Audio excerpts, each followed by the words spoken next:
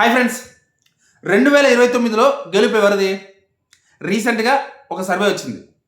Chandrababu versus Jagan, Chandrababu Jagan ఈ 2029లో గెలుపు ఎవరిది అనేది ఒక సర్వే వచ్చింది అనమాట రీసెంట్గా. అదేదో ఆత్మసాక్షి సర్వే ఒకటి, హైదరాబాద్కి సంబంధించిన సర్వే ఒకటి. మరి ఈ సర్వేలో ఎంతవరకు నిజం ఉంది అనే విషయానికి వస్తే, నాకు ఈ సర్వే చూసిన తర్వాత నా అభిప్రాయం ఏంటంటే కంప్లీట్ ఫేక్ సర్వే అనేది నాకు అర్థమైంది. Complete fake survey. ఇంకా 2.5 ఏళ్ళ టైం ఉంది ఎలక్షన్స్కి. 2.5 ఏళ్ళ టైం ఉంది ఎలక్షన్స్కి. 2 నెలల ముందు చెప్తేనే, చెప్పమని అడిగితేనే ప్రజలు నోరు విప్పరు. డైరెక్ట్గా పోలింగ్ బూత్లో వేయాలని చెప్పేసి ఆ ఆలోచనతో ఉంటారు. 2 సంవత్సరాలు, 2.5 సంవత్సరాల ముందు జరిగే సర్వేల్లో ఏమన్నా విశ్వసనీయత ఉందా? ఒకవేళ ఉన్నా ఆ సంస్థలు విశ్వసనీయమైన సంస్థలా కాదా? ప్రజలు చెప్పిన దాంతో నిజం ఉన్నా సరే, ఆ ప్రజలు చెప్పిన దాన్ని కరెక్ట్గా మనకు అందిస్తున్నారా లేదనేది ఆ సంస్థల మీద ఆధారపడి ఉంటుంది. ఆత్మసాక్షి సర్వే అనేది ఇప్పటిదాకా ఏ ఒక్క ఎలక్షన్కి కూడా సరిగ్గా అంచనా వేయలే. దాని రికార్డ్ అంత చెత్తగా ఉంది.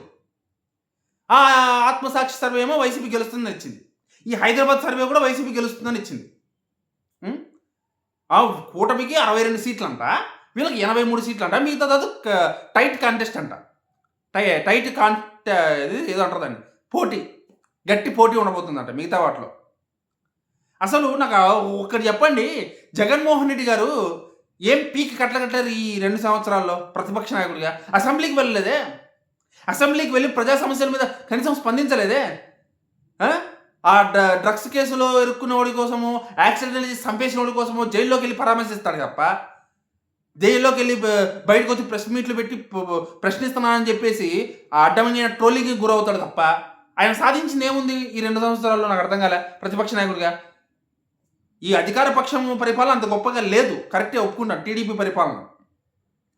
కానీ టీడీపీ కూటమి పరిపాలన అంత గొప్పగా లేకపోయినా ప్రజలు ఖచ్చితంగా వీళ్ళిద్దరు ఎవరు కావాలంటే టీడీపీని ఎంచుకుంటారు. నాకు తెలిసి టీడీపీ కూటమిని ఎంచుకుంటారు. ఎందుకంటే ప్రస్తుతానికి ఉన్న లెక్క టీడీపీ కూటమిని ఎంచుకుంటారు. ఎందుకంటే జగన్మోహన్ రెడ్డి గారు వాళ్ళని ఓవర్టేక్ చేసేంత సీన్ లేదు ఆయనకి ఈ ప్రస్తుతానికైతే.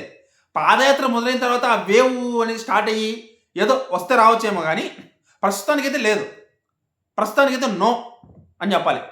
ఇలాంటి ఫేక్ సర్వేలు దయచేసి చేయడం మానేస్తే బెటర్. ఎందుకంటే మీకున్న విశ్వసనీయతని మీరే తొక్కేసుకున్నట్టు అవుతుంది ఇలాంటి ఫేక్ సర్వేల వల్ల. ఒకసారి ఆలోచించండి, ఓకేనా?